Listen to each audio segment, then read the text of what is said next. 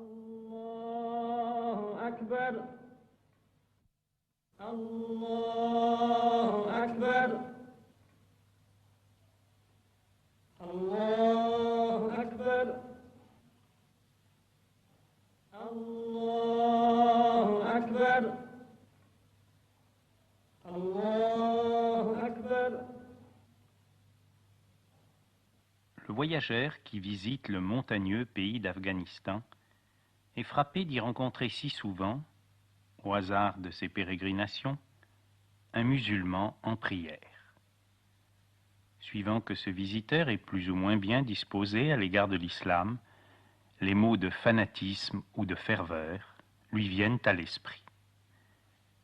Les Afghans sont musulmans, mais ce ne sont pas des Arabes. Certains Occidentaux, pour des raisons politiques ou personnelles, ont jugé sévèrement les peuples arabes. Que ces peuples ne soient pas toujours demeurés fidèles à la grandeur de l'islam, c'est possible. Mais est-ce une raison, une justification pour méconnaître ou pour dénaturer le visage musulman de la spiritualité? Ce visage admirable a été conservé très pur en Afghanistan, et ce pays est demeuré une terre de sagesse grâce aux confréries de soufis, gardiennes de l'ésotérisme que les musulmans eux-mêmes dénomment tassaouf.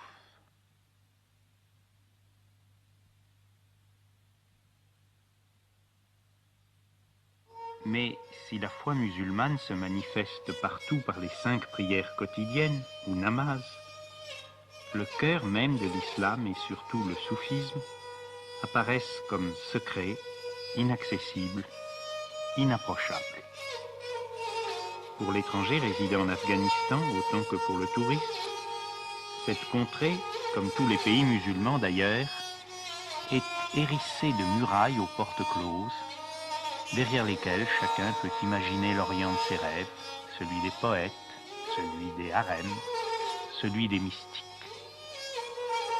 Bien des étrangers ont vécu pendant des années en Afghanistan, bien peu ont su que certains de ces hauts murs cachaient une vie spirituelle enracinée dans la tradition islamique, mais atteignant les cimes universelles de la métaphysique et de la connaissance de soi.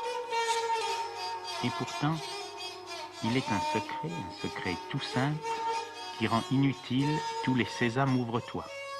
Les ranakas, c'est-à-dire les demeures où se réunissent les soufis et où résident leurs maîtres, gardent leurs portes toujours ouvertes. Mystiques de l'islam, les pires ne sont pas des abbés de monastère, mais des hommes mariés. Les disciples soufis ne sont pas des moines, mais des commerçants, des artisans, des agriculteurs, des professeurs. Et dans les jardins ombragés, chers au cœur de tous les musulmans, au pied des arbres centenaires, de génération en génération depuis le prophète Mohammed et le calife Ali, se sont transmises et se transmettent les doctrines ésotériques de l'islam et les techniques d'ascèse qui permettent d'en accomplir la réalisation personnelle. La loi commune à tous les musulmans est dénommée Shariat. La voie intérieure s'appelle Tariqat. Ce mot tariqat s'emploie aussi pour désigner les différentes confréries ou ordres religieux. Nous sommes ici auprès du cheikh Samaruddin de la confrérie des Naqshbandis, mais sont aussi représentés en Afghanistan les Qadérias, les Chishtias et les Sohrawardias. Des tariqats soufis, il en a existé, il en existe dans tous les pays musulmans, arabes ou non arabes. Les ranakas, mot persan désignant la maison où se réunissent les soufis, sont toujours construites selon l'architecture traditionnelle. Il ne faut pas les confondre avec les madrassas, c'est-à-dire les universités coraniques où sont formés les théologiens et docteurs de la loi, les mullahs. À travers l'histoire de l'islam, la loi et l'ésotérisme, la lettre et l'esprit, les mullahs et les soufis ont parfois été en conflit. Il ne faut pas en exagérer l'importance. Ce mullah, qui prononce son serment dans une mosquée de Kandahar, est également le chef d'une tariqat Qadiriyya, donc un maître soufi. Dans l'auditoire qu'il écoute prêcher sur l'exotérisme de l'islam, se trouvent quelques hommes dont l'exigence spirituelle est plus intense que celle des autres et qui ont reçu leur initiation de soufi. Et la porte de la Hanaka s'ouvre dans un des murs de la mosquée, indiquant à tous que le chemin de l'ésotérisme passe d'abord par une forme religieuse traditionnelle. Les soufis, je l'ai dit, ne sont pas des moines. En un sens, c'est l'islam entier qui est un immense monastère avec ses 5 prières par jour.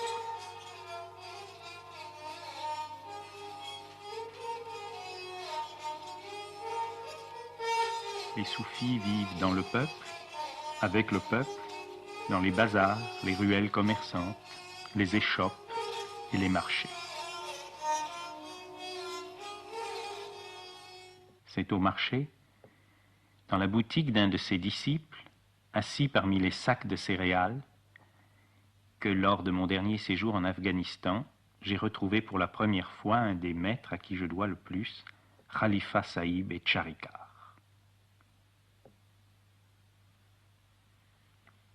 Khalifa Sahib est un vivant témoignage de connaissance, de joie et d'amour. Pas la connaissance aride de l'intellectuel, mais la connaissance par l'être entier, la réalisation personnelle de la vérité. Pas la joie éphémère, dépendante des conditions, des circonstances, et qui fait place si facilement à la souffrance, mais la joie qui demeure, expression de la plénitude. Pas l'amour possessif, jaloux, égoïste, mais l'amour sans limite, infini, universel.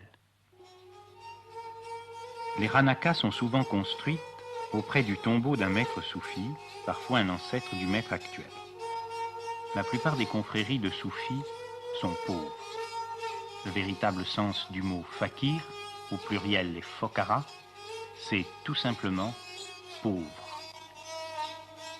On a parfois donné aux soufis le nom persan de derviche, on les a souvent aussi appelés fokara, les pauvres. Mais autour de Khalifa Sahib et Charikar, la pauvreté apparaît comme une richesse, la richesse de l'être donnée à ceux qui ont renoncé aux richesses de l'avoir, le trésor dont parlait aussi le Christ et que rien ni personne ne peut dérober ou détruire.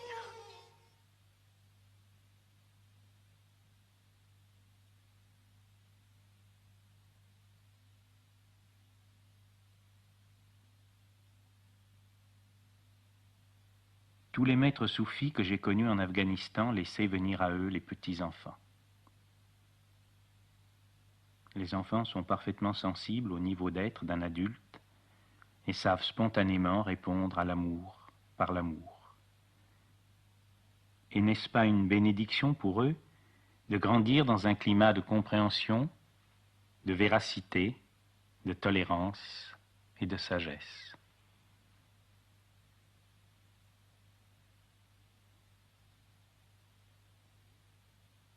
Quant aux adultes, ils s'appellent entre eux des frères.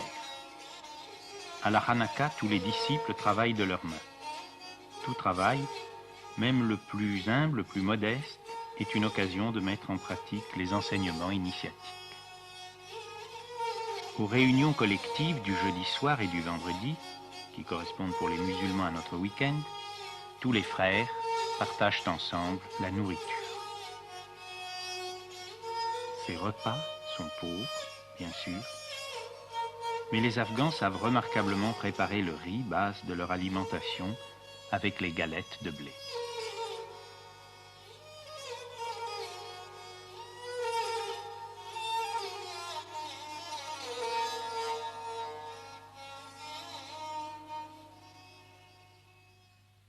D'autres confréries se réclament d'un saint autrefois célèbre. Le Pir Zadeh, c'est-à-dire le successeur du Pir, est généralement son fils. Le titre de Pir apparaît donc parfois comme héréditaire, et certaines Hanakas, célèbres depuis plusieurs générations, disposent de moyens financiers importants.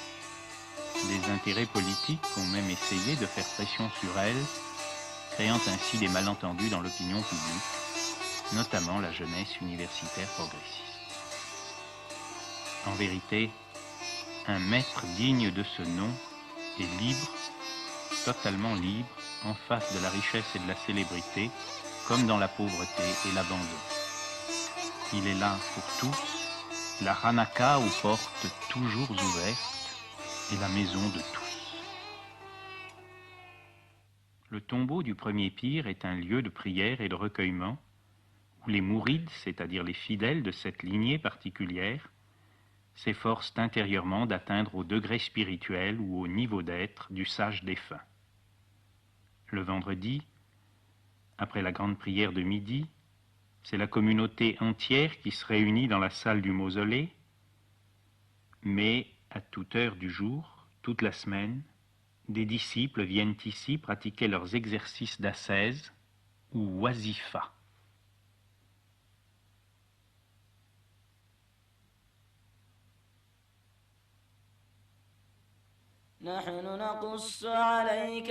L'entrée dans la voie, dans la tariqat, est marquée par un rite d'initiation. Le pire est d'abord entouré seulement de 2 disciples anciens pour la lecture de certaines sourates du Coran.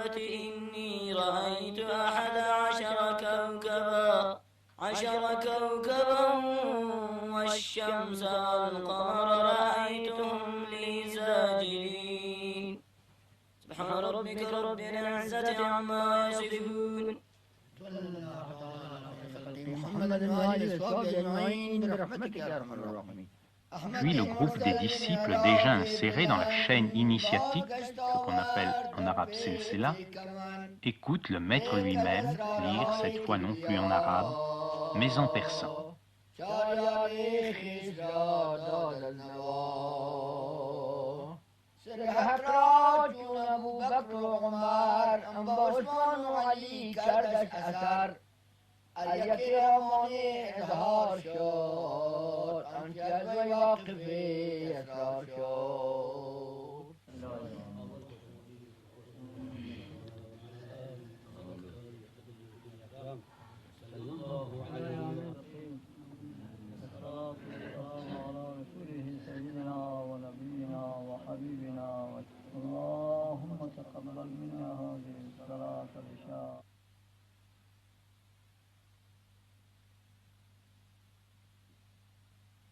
Alors vient l'instant solennel de la transmission de l'influence spirituelle ou baraka. On dit que le disciple prend la main du maître. Il accepte son autorité et le pire le reconnaît comme son fils. Comme la relation du gourou au chella en Inde, c'est là un lien sacré, indestructible. Le disciple va alors recevoir son premier enseignement, une formule du Coran choisie pour lui, et l'enseignement aussi des centres subtils dans l'organisme, appelés latifa au singulier et lataïf au pluriel, sur lesquels il concentrera son attention.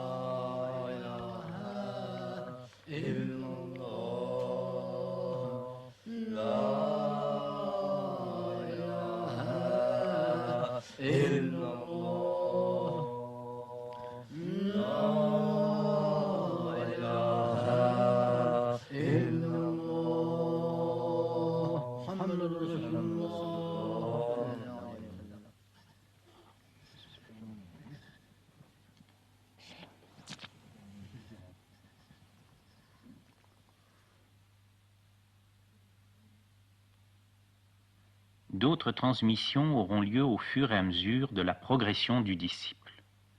L'ésotérisme de l'islam, le tasawwuf, constitue une démarche rigoureusement, je dirais même scientifiquement, organisée. Quelle science? La science de l'être.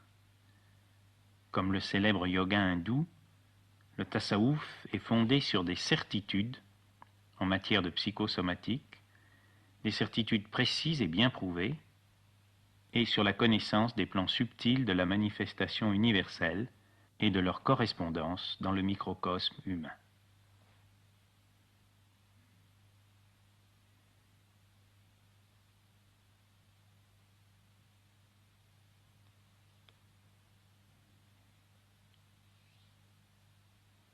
L'ascèse essentielle consiste à concentrer toutes ses énergies, mentales, émotionnelles et physiques, dans la répétition d'un des noms de Dieu ou d'une sentence du Coran choisie particulièrement selon le disciple et selon son état sur la voie.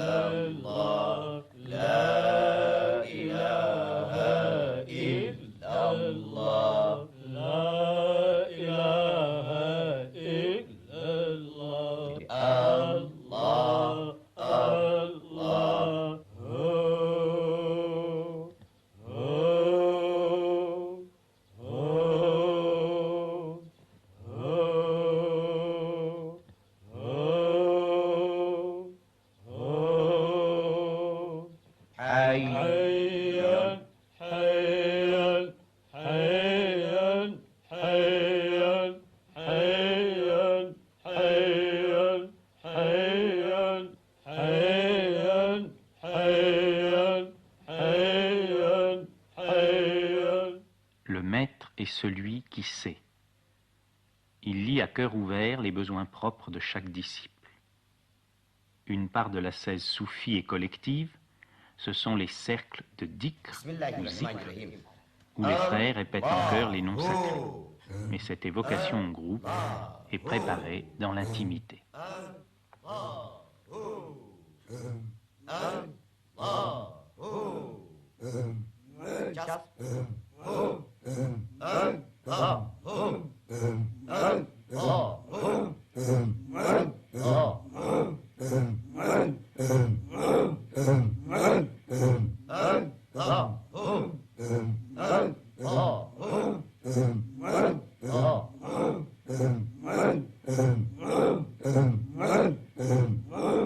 Bismillahirrahmanirrahim. Allah, Allah, Allah, Allah,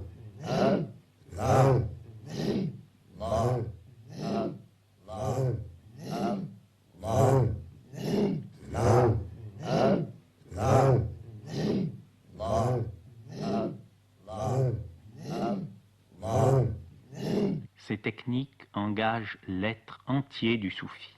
Elles font appel à une science approfondie de la respiration et du contrôle de l'énergie. Il faut un entraînement méthodique prolongé pour en acquérir la maîtrise parfaite.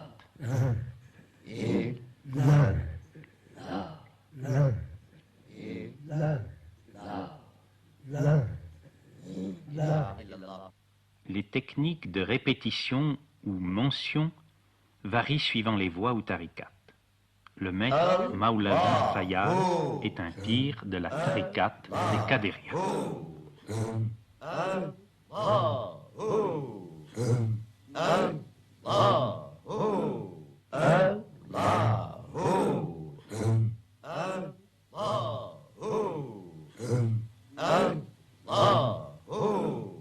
Comme toutes les disciplines spirituelles, la répétition d'un des noms de Dieu ou d'une affirmation de la foi demande une extrême vigilance. L'attention se porte successivement sur les différents centres subtils, latifa, et cette attention soutenue est garante de la maîtrise que le disciple conserve et doit toujours conserver sur lui-même.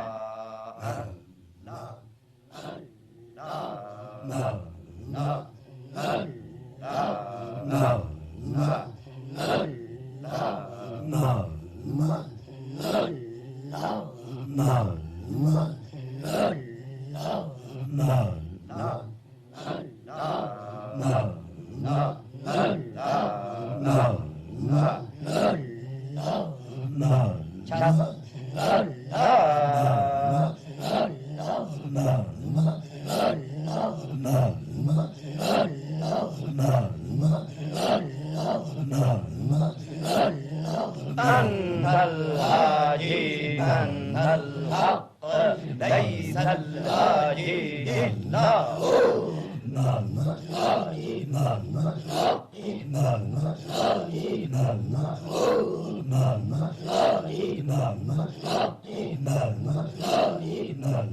الله الله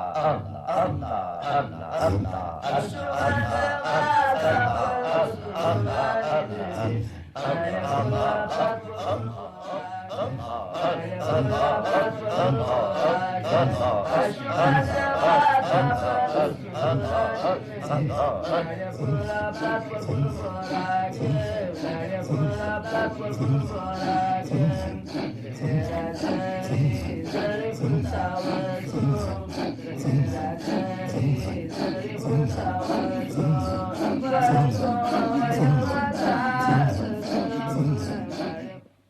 Dans la tariqat des Naqshbandis, le zikr est au contraire immobile et silencieux, purement intérieur.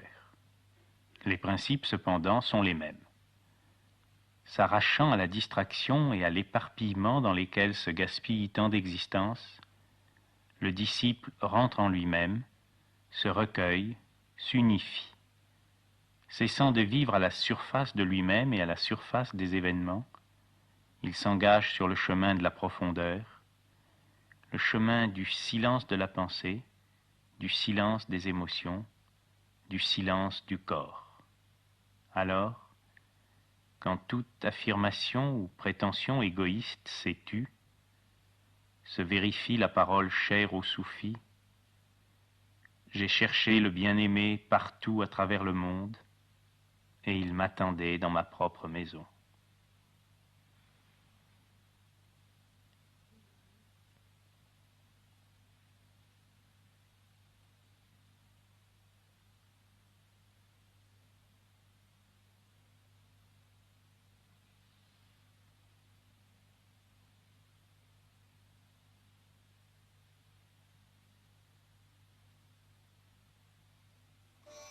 Si une part de la 16 soufis est un secret entre le maître et le disciple, l'autre part se vit en cœur, en communion avec tous les frères.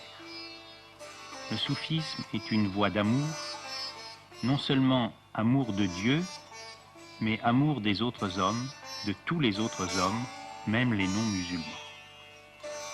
Que de fois depuis des années, j'ai partagé avec ceux qui me considéraient comme un frère, ceux que je considérais comme des frères, le tchaï et sable, le thé vert, le thé brûlant qui désaltère mieux que toutes les boissons glacées. Nous sommes vendredi, le jour de repos des musulmans. La communauté réunie accomplit la deuxième des 5 prières quotidiennes, ou namaz.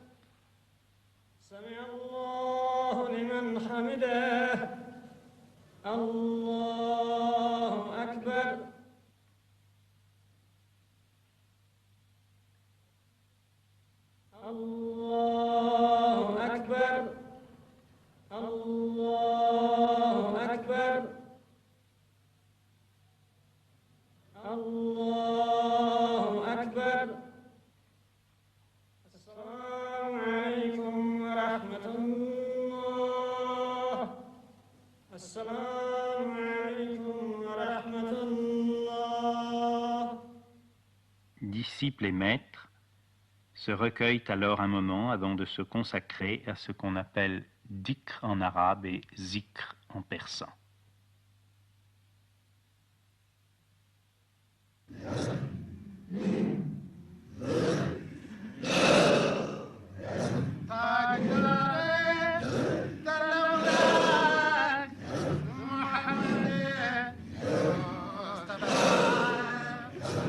Les frères sont groupés en un cercle à l'extérieur duquel se tient le maître de la confrérie.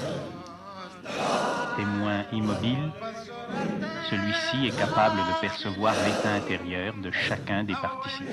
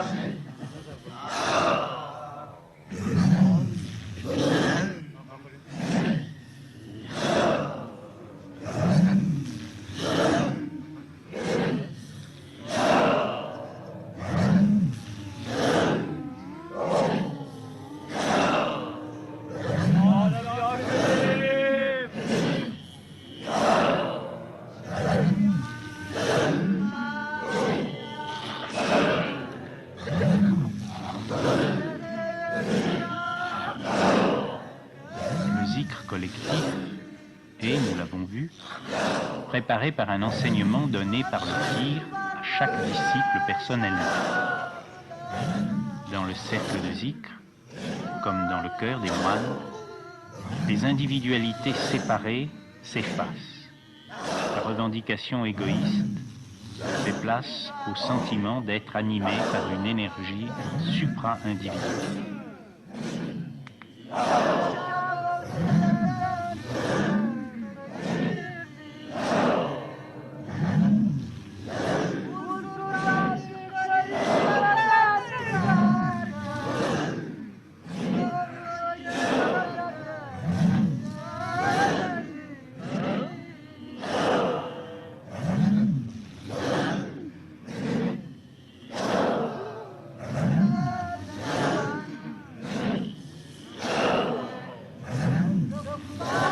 Les affirmations du Coran ou les noms de Dieu qui sont prononcés, répétés, ont pour le cœur autant que pour la pensée du soufi une richesse de contenu que ne peuvent éprouver ceux qui ne comprennent pas l'arabe et n'ont pas grandi dans la tradition musulmane.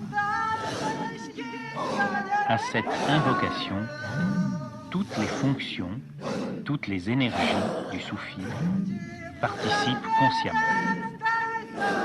C'est une forme de prière qui engage l'être entier du disciple et qui prend appui sur des techniques respiratoires et des techniques d'émission de la voix extrêmement rigoureuses.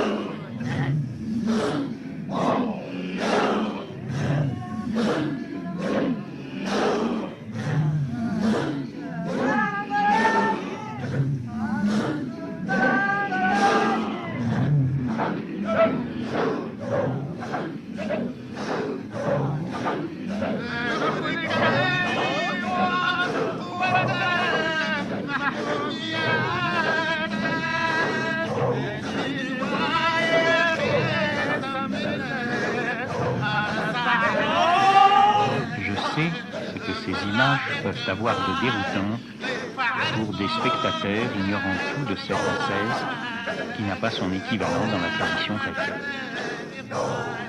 Il s'agit de pratiques qui ont pour les soufis un caractère sacré et sont normalement tenues cachées si ce n'est pas secret. Ils n'ont été filmés que sous la responsabilité des maîtres dans eux-mêmes et pour des motifs exceptionnels. Je vous demande de recevoir ces témoignages comme une marque de confiance donnée par les soufis afghans au public européen et de regarder ces images, aussi surprenantes soient-elles, avec le respect et la compréhension que peuvent atteindre ceux qui m'ont autorisé à les ramener dans notre pays.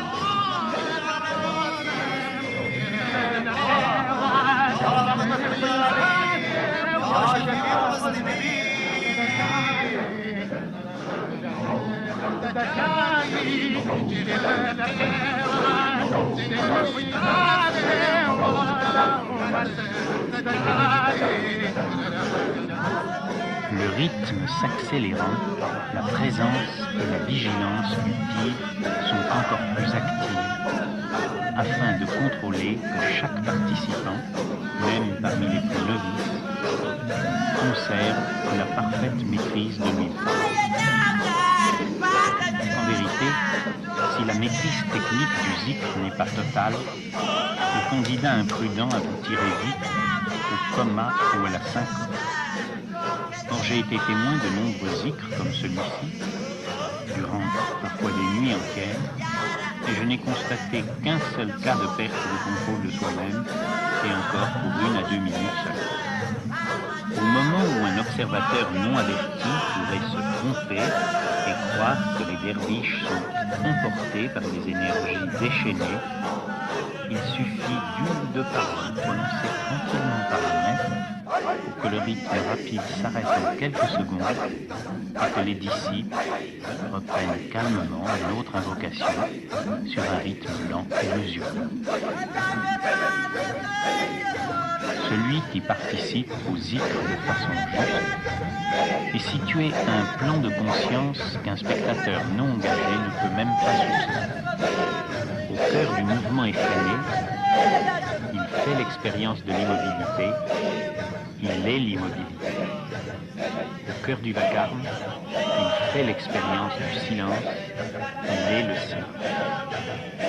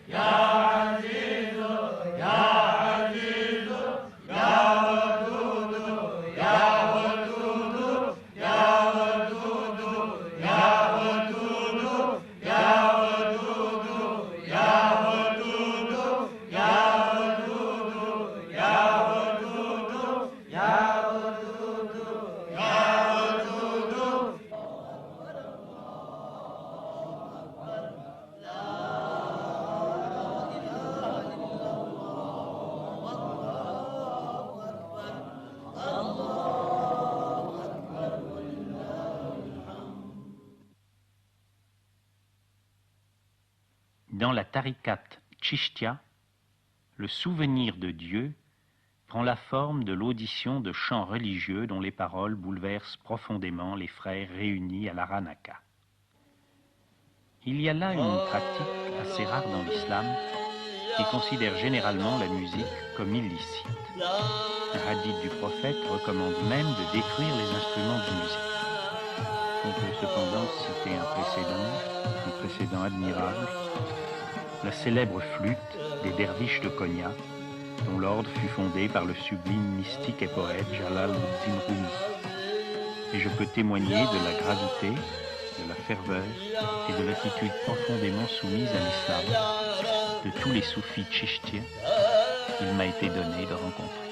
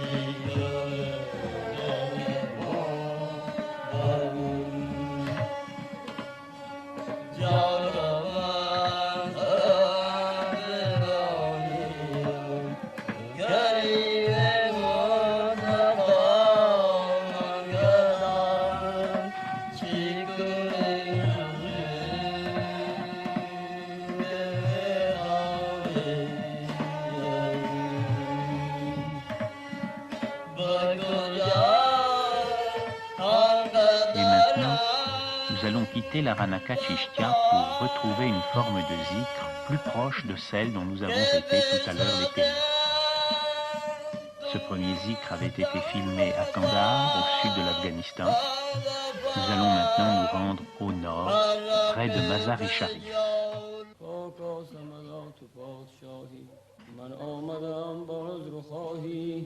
نومید مکن منو همراه الهی خاک آسمدا گنهگاریم جز درگهی تو دری دیگر نداریم ما روی نیاز با کیاریم ما روی نیاز با تو آریم عفو از کرمت امیدواریم تکبیر تو بر زبان برانیم بسم الله الله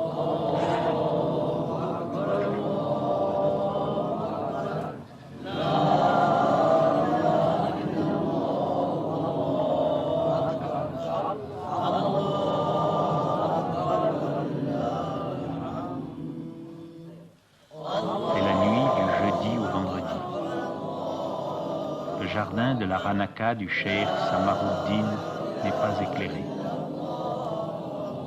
Dans la pénombre d'une nuit d'Orient, quelques musulmans, appelés-les fakirs, derviches, soufis, fidèles à 14 siècles d'islam, accomplissent le grand mystère, la rencontre de l'homme avec Dieu.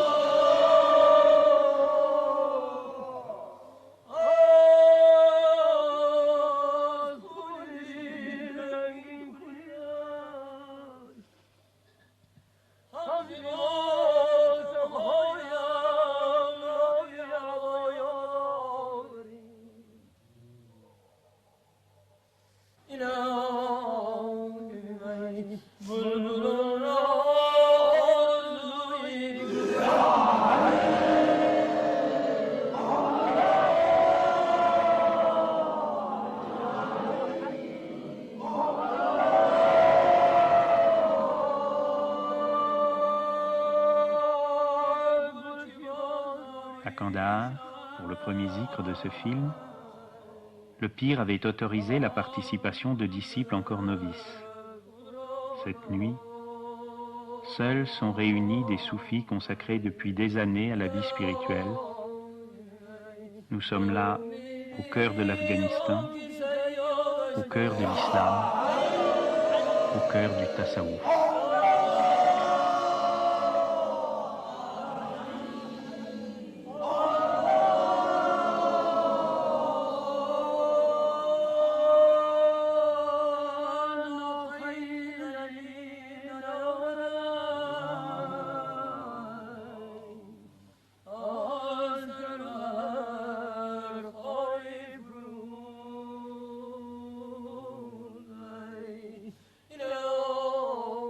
Je regarde ces images en même temps que vous. Vues de France, elles ne sont plus qu'un document, comme on dit, projeté sur un écran, un document curieux sur des coutumes périmées et qui n'ont vraiment rien à voir avec ce qui nous paraît important dans le monde moderne. Est-ce que ces hommes sont fous, perdus dans leurs rêves, inconscients, et cela dure depuis des siècles immuablement. Mais si ces hommes savent ce qu'ils font et pourquoi ils le font, alors pourquoi nous l'avons-nous tellement oublié dans notre frénésie de science, de technique et de progrès? Est-ce ceux qui ont fait fausse route, ou bien est-ce nous qui avons perdu une dimension essentielle de l'existence? On veut changer la vie. S'il est des êtres dont la vie est par rapport à la nôtre changée, radicalement changée, ce sont bien les vrais musulmans, les hindous fidèles à leur tradition, les bouddhistes qui prennent encore au sérieux les enseignements du Bouddha, les chrétiens pour qui ce monde n'est pas fait seulement pour consommer. De tels films ne démontrent rien, ne prouvent rien, ne peuvent rien prouver d'ailleurs, mais en regardant avec vous ces images, je dis que ces films posent tout de même une question. Être ou ne pas être, voilà la question.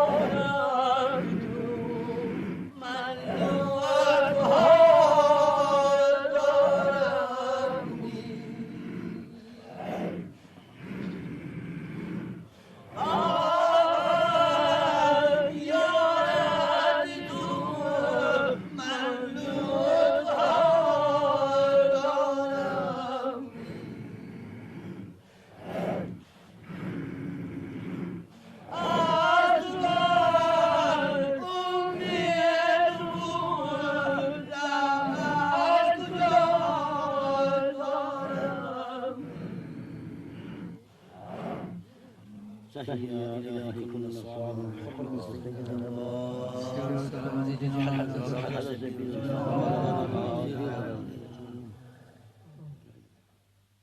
Dans la tariqat Naqshbandi, le zikr est accompli silencieusement.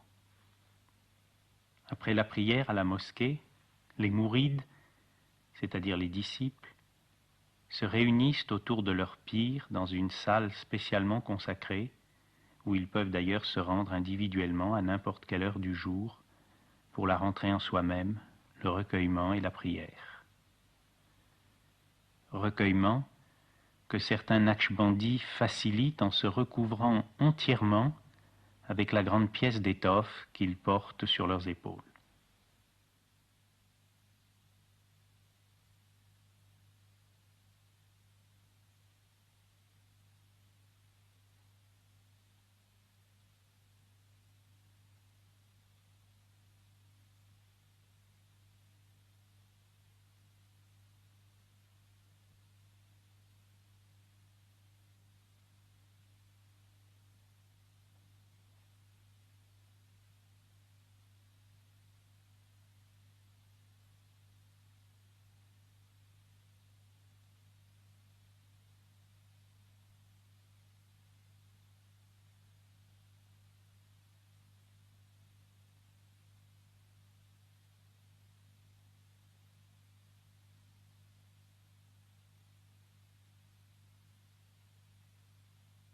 Afghanistan, islam, prière, silence.